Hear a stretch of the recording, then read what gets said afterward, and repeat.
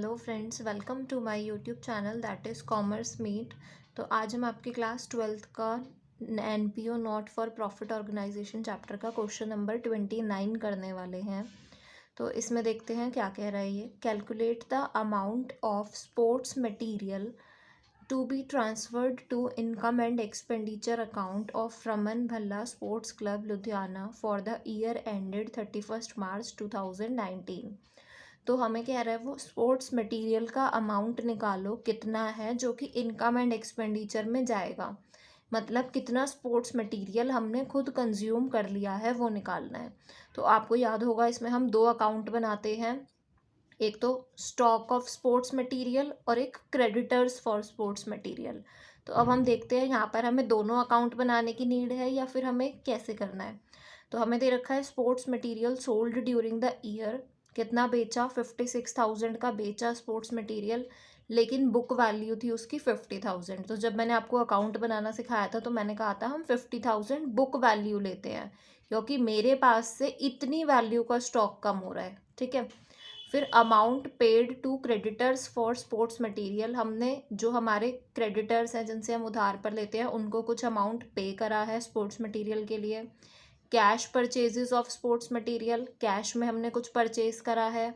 Sports material as on 31 March 2018, sports material as on 31 March 2019। तो ये opening हो गया, ये क्लोजिंग हो गया। Similarly creditors for sports material, creditors for sports material as on 31st March 2018, creditors for sports material as on 31st March 2019। तो creditors account का opening और creditors का क्लोजिंग दे रखा है। तो अब आप देखिए हम दो अकाउंट बनाते हैं, stock of sports material, creditors for sports material. दोनों का ओपनिंग क्लोजिंग गिवन है, ओपनिंग क्लोजिंग गिवन है। ठीक है। क्रेडिटर्स अकाउंट में और क्या जाएगा, जितना हमने अमाउंट पेड टू क्रेडिटर्स, ये भी हमारा क्रेडिटर्स अकाउंट में जाएगा। अगर हमें इस क्वेश्चन में क्रेडिट परचेज गिवन होती तो हमें क्रेडिटर्स अकाउंट नहीं बनाना पड़ता, क्योंकि क्रेडिटर्स अकाउंट बनाकर हमें यही पता लगता है कि हमने साल में कितना उधार पर सामान खरीदा है। तो अब हमें वो गिवन नहीं है, इसका मतलब हमें यहाँ पर क्रेडिटर्स अकाउंट बनाना पड़ेगा। अब इसको सॉल्यूशन भी देखते हैं। तो देखिए यहाँ पर हमने दोनों अकाउंट बना लिए हैं। Stock of sports material account, debit side credit side, particulars rupees, creditors for sports material account debit credit, particulars rupees. तो क्वेश्चन में सबसे पहले हम देखते हैं, मैंने क्या दिखाया आपको, सबसे इजी पार्ट, स्पोर्ट्स मटेरियल का ओपनिंग दे रखा है, स्पोर्ट्स मटेरियल का क्लोजिंग दे रखा है, क्रेडिटर्स का ओपनिंग, क्रेडिटर्स का क्लोजिंग। तो सबसे पहले हम यही लिख लेते हैं, ओपनिंग और क्लोजिंग बैलेंसेस। तो स्टॉक हमारा असेट अकाउंट है, इसका ओपनिंग जाता है इधर डेबिट साइड पे टू बैलेंस BD, और इसका क्लोजिंग कहाँ जाता है, अपोजिट क्रेडिट साइड पे बाय बैलेंस CD। फिर क्रेडिटर्स अकाउंट आप 11th में पढ़ के आओगे, लाइबिलिटी है, लाइबिलिटी का ओपनिंग कहाँ जाता है, क्रेडिट साइड पे बाय बैलेंस BD इधर जाएगा, और इसका क्लोजिंग इधर जाता है अपोजिट साइड, तो टू बैलेंस CD। अब अमाउंट भी देख लेते हैं। तो इसका देखिए स्टॉक का कितना है, ओपनिंग 50,000, क्लोजिंग 50,000 एंड, तो ओपनिंग 50,000, क्लोजिंग था 55,000। अब क्रेडिटर्स का भी देख लेते हैं। तो क्रेडिटर्स का ओपनिंग है 37,000, क्लोजिंग है 45,000। तो ओपनिंग 37,000, क्लोजिंग है 45,000। नेक्स्ट अब हम आगे देखते हैं, और क्वेश्चन में क्या दे रखा है, cash purchases of sports material. Sports material मैंने कैश में खरीदा है। ठीक है, स्पोर्ट्स मटेरियल लिया और पैसे पे कर दिए, तो कैश में परचेज करा है हमने, तो वो स्टॉक वाले में जाएगा। आप खुद सोचो जर्नल एंट्री क्या बनेगी, मेरे पास सामान आ गया तो स्पोर्ट्स मटेरियल डेबिट, और मेरे पास से क्या चला गया, कैश चला गया टू कैश अकाउंट, तो इस वाले अकाउंट में आना चाहिए। तो यहाँ पर हम कैश अकाउंट की जगह क्या लिखते हैं, टू रिसिप्टेंट पेमेंट अकाउंट, और ब्रैकेट में मैं लिख सकती हूँ कैश परचेजेस, तो वो मुझे गिवन है 40,000 रुपीज़। अब हम आगे देखते हैं। उसने आगे बोला है amount paid to creditors for sports material. आपने सीधा सीधा इसने बता दिया क्रेडिटर्स को पेमेंट करी है, तो क्रेडिटर्स वाले अकाउंट में जाएगा कितना, 91,000 हमने पेमेंट करी है, तो क्रेडिटर्स वाले अकाउंट में गया, तो क्रेडिटर्स फॉर स्पोर्ट्स मटेरियल में क्या गया, to receipt and payment account. Cash की जगह हमेशा रिसिप्ट एंड पेमेंट यूज करना है, और ब्रैकेट में हम क्या लिख सकते हैं, अमाउंट पेड कितना था, वो था 91,000 रुपीज़। अब हम आगे देखते हैं। उसने बोला है sports material sold during the year, साल में बेचा है 56,000 रुपीज़ का, लेकिन हमारे पास से जितने की उसकी वैल्यू कम होती है, हमेशा बुक वैल्यू रिकॉर्ड करनी है, तो 50,000 रुपये की, ठीक है, बेचा है, तो एंट्री देखो क्या बनेगी, हमारे पास से क्या चला गया, स्पोर्ट्स मटेरियल चला गया, तो इसके आगे आएगा 2, और मेरे पास क्या आ गया, कैश आ गया, कैश की जगह क्या आएगा, रिसिप्ट एंड पेमेंट अकाउंट, तो by receipt and payment account sell करी है, ठीक है, इसमें हमेशा हमेशा क्या आएगी, बुक वैल्यू आएगी, वो थी 50,000 रुपीज़ की, ठीक है। अब हमने सारी क्वेश्चन से रिलेटेड सारी इंफॉर्मेशन लिख दी। अब हमने क्या करना है, सबसे पहले हमने क्रेडिटर्स अकाउंट का टोटल करना होता है, तो ये हमारा देखना है कौन सी साइड का टोटल ज़्यादा आ रहा है, तो हमारा आ रहा है डेबिट साइड का टोटल ज़्यादा, 1,36,000 रुपीज़, तो इधर बैलेंस बच रहा है 37 माइनस करेंगे तो 99,000 रुपीज़, और ये हमें क्या पता लग गई, अपनी क्रेडिट परचेज, तो हम इसको क्या लिख सकते हैं, बाय स्पोर्ट्स मटेरियल। एंट्री देखो क्या बन रही है, sports material account debit to creditors, entry देखो क्या बन रही है, sports material debit to creditors, sports material आ गया और क्रेडिटर्स बढ़ गए, तो उधार वाली एंट्री बन रही है, तो ये है मेरा क्रेडिट परचेज। अब हमने बेसिक चीज़ों को समझ समझ कर चलना है, क्योंकि आपको भी पता है एग्ज़ाम पैटर्न हमारा आए दिन चेंज हो रहा है, तो ये कहाँ आ जाएगा, ये हमारा ऊपर आ जाएगा, तो इसको हम यहाँ पर लिख देंगे, कौन से अकाउंट से आ रहा है, क्रेडिटर्स से, तो to creditors for sports material account, कितना आया, 99,000 रुपीज़। तो अब हमने यहाँ पर इसको पोस्ट कर दिया। आपने एग्ज़ाम में ऐसे एरो लगाकर नहीं दिखाना है, मैं आपको समझाने के लिए बता रही हूँ।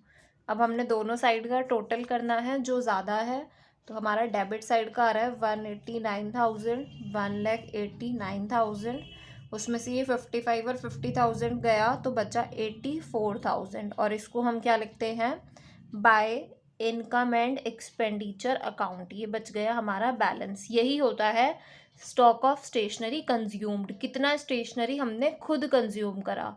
देखिए ओपनिंग में मेरे पास स्टॉक रखा था 50 का, फिर मैंने कैश में खरीद लिया 40 का, उधार पे खरीद लिया 99 का, तो मेरे पास होना चाहिए 1,89,000 का स्टॉक रखा होना चाहिए, उसमें से मैंने सेल कर दी 50,000 की, इतना क्लोजिंग बचा हुआ है, तो बाकी का कहाँ गया, बाकी का हमने खुद कंज्यूम कर लिया, ये लॉजिक होता है इसका। अब हम नेक्स्ट क्वेश्चन देखते हैं, क्वेश्चन नंबर 30 में देखिए वो क्या कह रहा है, from the following information of a charitable dispensary calculate the amount of medicines consumed during the year that would appear in the income and expenditure account। इसने भी बोला है अमाउंट ऑफ मेडिसिन्स कंज्यूम, जितना हमने करा है, जो हम इनकम एंड एक्सपेंडिचर में लिखते हैं, वो बताइए। तो देखो क्या क्या दे रखा है, स्टॉक ऑफ मेडिसिन्स ऑन 1 अप्रैल 18 और कुछ 19, तो 18 वाला मेरा स्टॉक हो गया ओपनिंग, फिर क्रेडिटर्स फॉर मेडिसिन्स ऑन 1 अप्रैल 2018, ये क्रेडिटर्स का क्या हो गया, opening. Stock of medicine on 31 March 2019, stock medicine का 19 का closing. Similarly creditors for medicine, creditors का क्लोजिंग, तो ओपनिंग क्लोजिंग मुझे गिवन है। फिर इसने बोला है एडवांसेस फॉर मेडिसिन के लिए हमने कुछ एडवांस पे कर रखा है, तो ये भी हमारा क्रेडिटर्स अकाउंट में जाता है। फिर देखिए इसने क्या बता रखा है, इसने credit purchase of medicine given है। हम क्रेडिटर्स अकाउंट बनाते हैं, उससे हमें क्या पता लगता है कि हमने उधार पर कितना सामान खरीदा है, वो हमें गिवन है। इट मीन्स हमें यहाँ पर क्रेडिटर्स अकाउंट बनाने की ज़रूरत है ही नहीं, हमें नहीं बनाना, क्योंकि वहाँ से जो हम पता लगाते हैं वो हमें ऑलरेडी गिवन है। Next, cash purchases of medicine, cash में कितना परचेज करा वो दे रखा है। तो यहाँ पर हम एक सिंगल अकाउंट बनाएंगे, वो बनाएंगे हम स्टॉक अकाउंट। ठीक है, स्टॉक अकाउंट का फॉर्मेट बना लिया है। ठीक है, तो सबसे पहले हम यहाँ पर लिख लेते हैं, हमें पता है ओपनिंग इधर आता है टू बैलेंस BD और क्लोजिंग इधर आता है बाय बैलेंस CD। तो ओपनिंग देखिए मुझे कितना गिवन है स्टॉक का 60,000 और क्लोजिंग कितना गिवन है 10,000। तो 60 और 10,000, तो मुझे ओपनिंग का गिवन है 60,000 और क्लोजिंग का गिवन है 10,000। ठीक है, फिर अगर हम देखें क्रेडिटर्स का ओपनिंग हमें नहीं लेना क्योंकि हम अकाउंट नहीं बना रहे, क्रेडिटर्स का क्लोजिंग भी नहीं लेना क्योंकि हम अकाउंट नहीं बना रहे। एडवांसेस फॉर मेडिसिन ये भी क्रेडिटर्स अकाउंट में जाना है तो नहीं लेना। क्रेडिट परचेज और कैश परचेज, आपको याद होगा कैश परचेजेस तो हम कहाँ लिखते हैं, स्टॉक वाले अकाउंट को याद होगा कि कैश परचेजेस हम कहाँ लिखते हैं, स्टॉक वाले अकाउंट में। तो हम पहले इसको रिकॉर्ड कर देते हैं। तो स्टॉक वाले अकाउंट में कैश परचेजेस कितने की करी है, 46,500 की। तो स्टॉक वाले अकाउंट में हमने परचेज करा, तो to receipt and payment account, क्या है ये हमारी कैश परचेजेस, कितने की है 46,500 की है। ठीक है, उसके अलावा क्या गिवन है, credit purchases of medicine during the year 276,000। हमें पता है जो वो क्रेडिट परचेज होती है, जब हम क्रेडिटर्स अकाउंट बनाते हैं तो ऐसे नीचे से ऊपर की तरफ लेकर जाते हैं, तो वो हमें ऑलरेडी गिवन है। तो यहाँ पर क्या आ जाएगा 2, हम इसको क्रेडिट परचेज भी लिख सकते हो। ठीक है, कितना है 2,76,000 रुपीज़। बस, अब हमें और कोई इन्फॉर्मेशन नहीं लेनी, तो हमने क्या करना है, इसका टोटल करना है, जो भी साइड का ज़्यादा होगा। तो 3,82,500, 3,82,500, उसमें से हम ये माइनस करेंगे तो हमारा आ रहा है 3,72,500 रुपीज़। और ये क्या हो गया, by income and expenditure account balance, ये बच गया।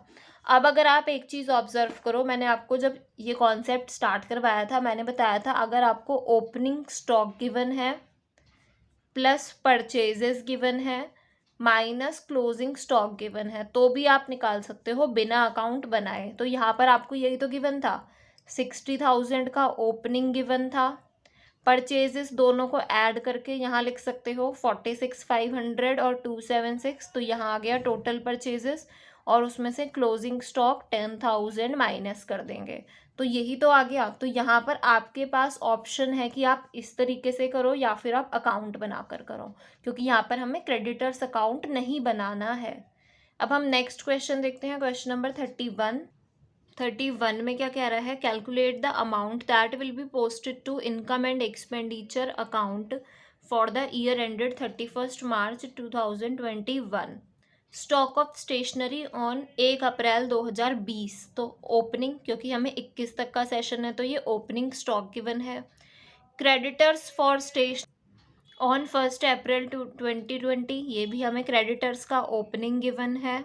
ठीक है, फिर advance paid for stationery carried forward from the year ended 31 March 2020, इसको अभी मैं कॉपी पर देखेंगे। अमाउंट पेड फॉर स्टेशनरी, जब भी मैंने आपको बताया था अमाउंट पेड फॉर स्टेशनरी हो ये हमेशा क्रेडिटर्स अकाउंट में जाएगा। ठीक है, याद रख लीजिए, कन्फ्यूज़न हो जाती है। जब भी हमें amount paid for stationery given हो वो हमेशा क्रेडिटर्स अकाउंट में जाएगा। फिर है स्टॉक ऑफ स्टेशनरी ऑन, तो क्लोजिंग दे रखा है स्टॉक का, क्रेडिटर्स फॉर स्टेशनरी क्लोजिंग दे रखा है क्योंकि 21 से हमारा साल चल रहा है 20 से 21, तो 20 वाले सारे ओपनिंग 21 वाले सारे closing. Advance paid for stationery on 31 March 2021, तो एडवांस वाला हमें पता है क्रेडिटर्स में एक एडवांस का ओपनिंग होता है, एक क्लोजिंग होता है, तो ये एडवांस का हमें क्लोजिंग गिवन है। तो सबसे पहले हम बेसिक फॉर्मेट बना लेते हैं।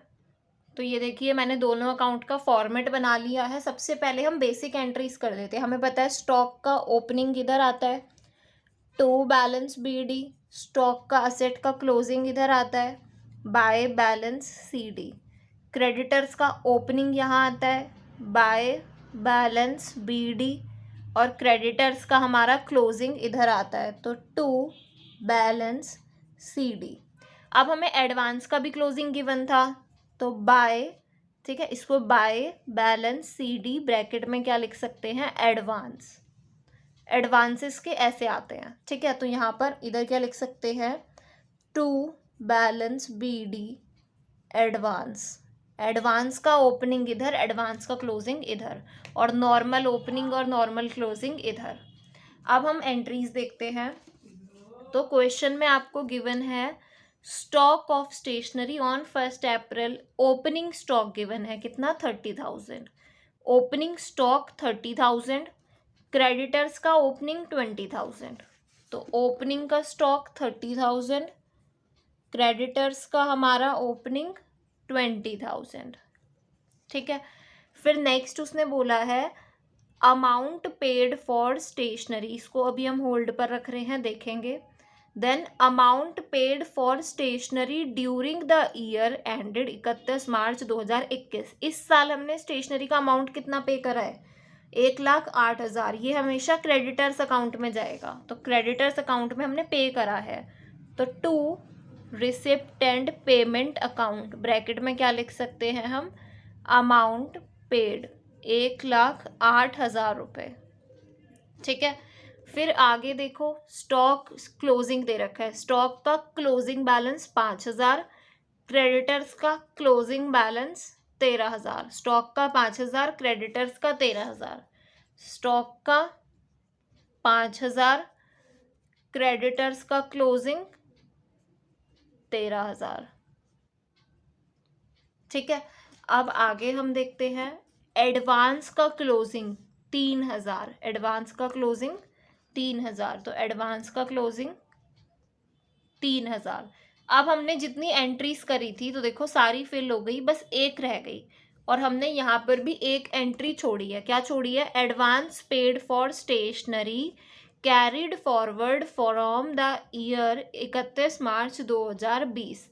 हमने पिछले साल कुछ एडवांस पे करा होगा, वो इस साल ओपनिंग बैलेंस बन गया। जैसे पिछला साल था मान लो हमारा 19 से 20, अब अगला साल है हमारा, ये वाला करंट ईयर है, ये पिछला साल है। पिछले साल हमारा कोई एडवांस होगा तो वो पिछले साल का क्लोजिंग है, तो इस साल के लिए क्या बन जाएगा, ओपनिंग। तो मुझे ओपनिंग का एडवांस की बना है, पिछले साल ये क्लोजिंग का था, अब जब नया साल शुरू हुआ तो ये ओपनिंग का बन गया। तो ये कितना गिवन है, 2,000 रुपीज़। तो हम इसको भी लिख देंगे अब 2,000 रुपीज़। अब सारी एंट्रीज हो गई हैं, तो सबसे पहले हमने क्रेडिटर्स अकाउंट का टोटल करना है, तो वो आ रहा है हमारा 1,23,000, 1,23,000। तो इधर हमारा बैलेंस बच जाएगा 1,00,000 रुपीज़। वो क्या आ गया हमारा, बाय स्टेशनरी या by stock of stationery account, ये हमारा बच्चा बैलेंस। ये हमने उधार पर जो स्टेशनरी खरीदी होगी ये वो है। फिर ये ऊपर चली जाएगी, तो यहाँ पर क्या आ जाएगा, टू कौन से अकाउंट से आ रही है, टू क्रेडिटर्स से, तो to creditors for stationery account कितना, 1,00,000 रुपये। तो ये आ गया 1,00,000 रुपीज़। बस अब हमने दोनों साइड का टोटल करना है, तो 1,30,000 और 1,30,000 रुपीज़, उसमें से ये 5 गया तो हमारा बैलेंस बचा 1,25,000 रुपीज़। तो by income and expenditure account balance, यही पूछा था उसने कि स्टॉक ऑफ स्टेशनरी का अमाउंट कितना जाएगा इनकम एंड एक्सपेंडिचर अकाउंट में। और जैसा आपने अभी एग्जाम क्वेश्चन 31 हमारा हो गया है, जैसा आपने अभी एग्जाम पैटर्न भी देखा होगा कि नवंबर दिसंबर में जो हमारे एग्ज़ाम्स होने वाले हैं वो एमसीक्यू में होने वाले हैं, और जो मार्च अप्रैल में होंगे उसमें हर तरीके के क्वेश्चंस आएंगे हमारे। तो हमें दोनों चीज़ों के लिए प्रिपेयर रहना है। हमें बड़े क्वेश्चंस भी करने हैं, जैसे 3 to 4 मार्क्स वाले हमें क्वेश्चंस करने हैं, क्योंकि आप देखिए अगर उसने पूछ लिया कि इन्हीं की कुछ एंट्रीज पूछ ली, कौन सी चीज़ डेबिट में रिकॉर्ड होती है, कौन सी क्रेडिट में, तो ये 1 मार्कर में हमसे पूछ सकते हैं। तो अगर हमें थोड़े बड़े क्वेश्चंस आते होंगे तो हम उन पर हमारा कॉन्सेप्ट क्लियर होगा, तो हम एमसीक्यू को भी बहुत इजीली आंसर कर पाएंगे। तो अब आपको ये नहीं है कि सिर्फ आप एमसीक्यू पर फोकस करोगे, अगर आपको कॉन्सेप्ट ही नहीं आता तो आप एमसीक्यू हैंडल ही नहीं कर पाओगे। तो आपको ये क्वेश्चंस तो करने हैं, उसके बाद हम एमसीक्यू की प्रैक्टिस करेंगे एग्जाम्स से पहले। तो अगर आपको मेरा चैनल थोड़ा सा भी हेल्पफुल लगे तो प्लीज़ मेरे चैनल को लाइक शेयर एंड सब्सक्राइब कीजिए। आप मुझे इंस्टाग्राम पे भी फॉलो कर सकते हैं, जिसका लिंक आपको डिस्क्रिप्शन बॉक्स में मिल जाएगा। Thank you.